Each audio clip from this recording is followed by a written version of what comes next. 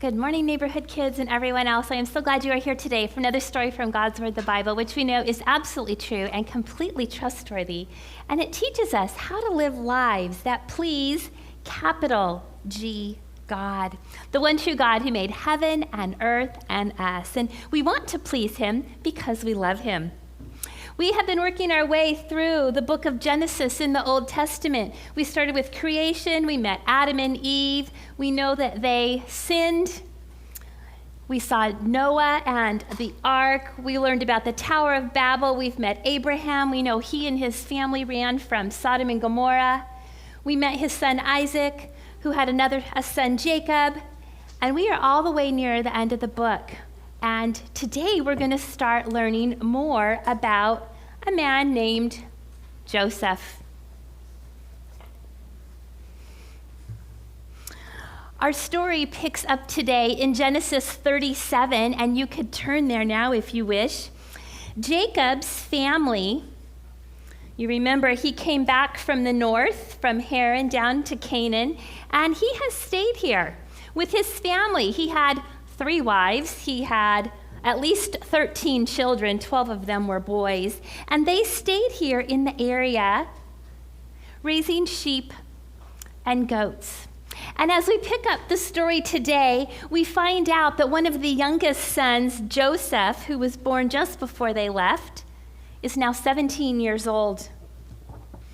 And his brothers have grown up too, and they are all shepherds, taking care of the flocks of the family. And Jacob has grown to be an older man as well. Now think about this. Joseph is the little brother. And Joseph gets sent out to check on the older brothers, and he would come back with some stories, not always good.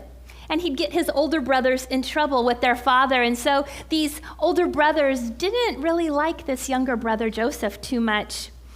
And then there was a time that Jacob gave his favorite son, Joseph, a beautiful new coat.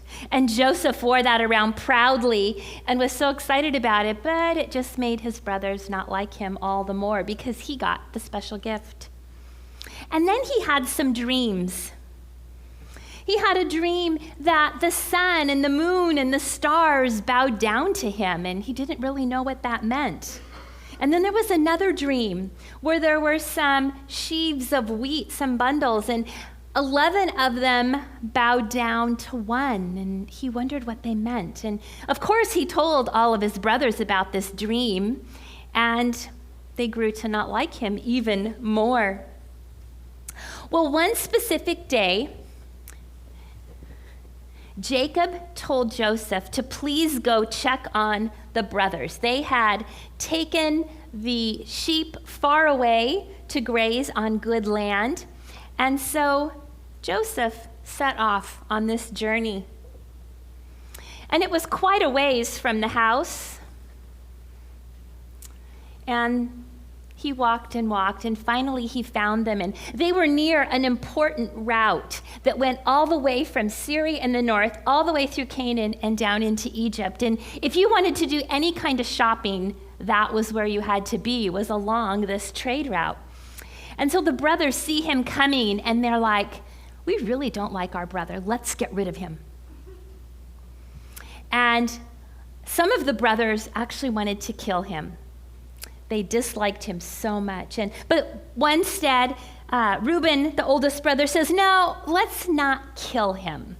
Let's put him in the cistern that I saw. A cistern was a deep hole, kind of like a well, but it was dry at the time. And Reuben secretly thought he would come back and get Joseph out and protect him. And so the brothers agreed. And they put their brother Joseph into this cistern down deep, and they went off to have lunch. And while they had lunch, they started plotting some other things, other ways that they could get rid of Joseph, when they saw some traders coming on the road. And these traders were on their way to Egypt. And so the brothers stopped and said, hey, how much would you give us for our brother? And so the brothers pulled Joseph out of the cistern, and they sold him for 20 coins.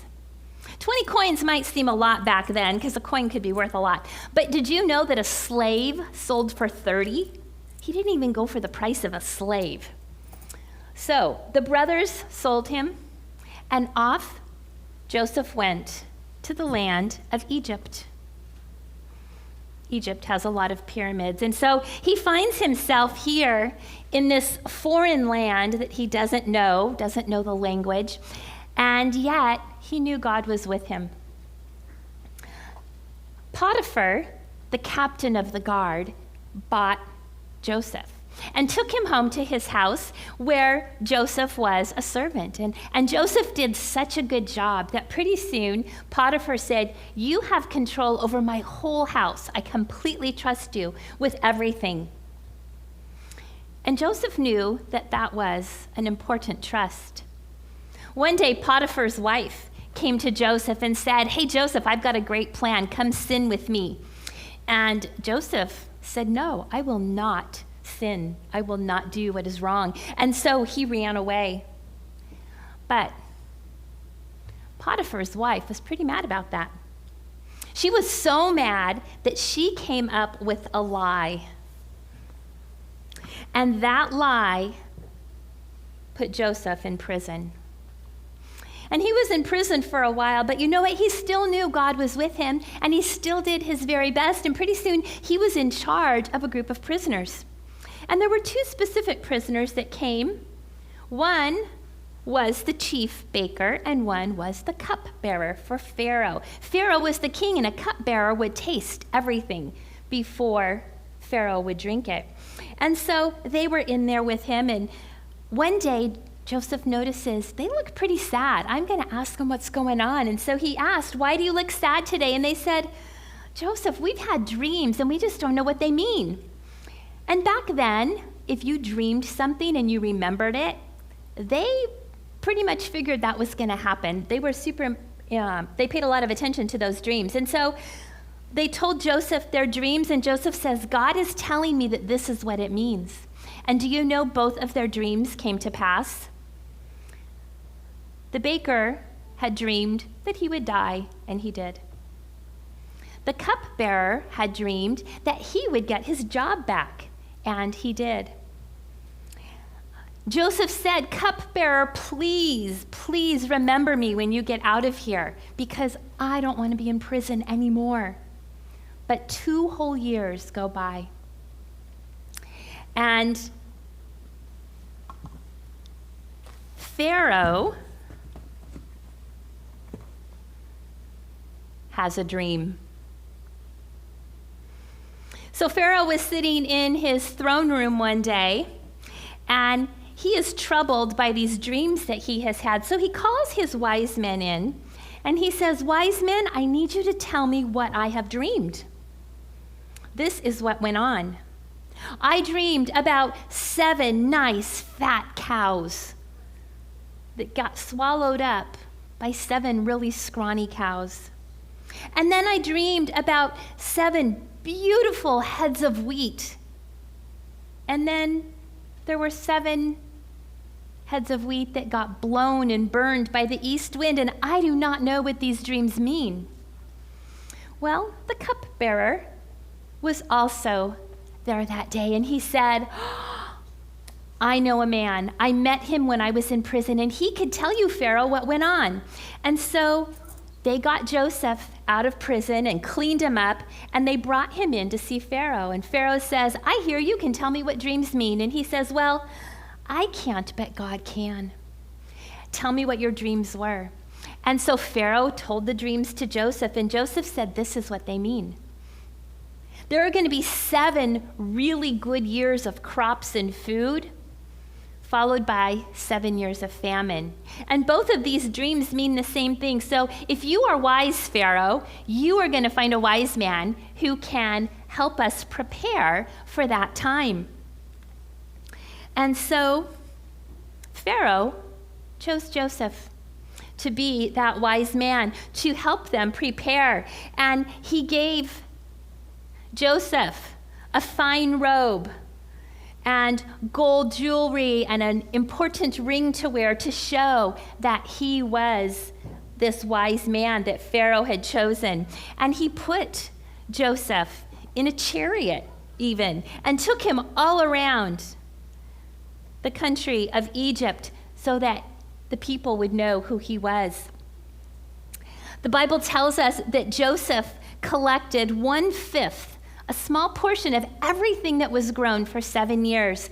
And at first he started counting it, and then he gave up counting it because they had so much. And when that famine came, Joseph began to sell the food, first to the Egyptians and then to people in other countries who were there. And while he was there in Egypt, he was given a wife, and they had 2 sons.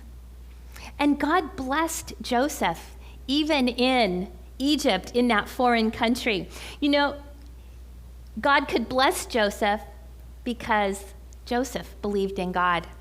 And he trusted God to forgive him of his sin, those wrong things that he thought and said and did, just like we think and do and say.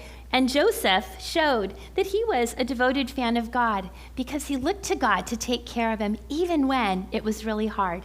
And we can do the same thing.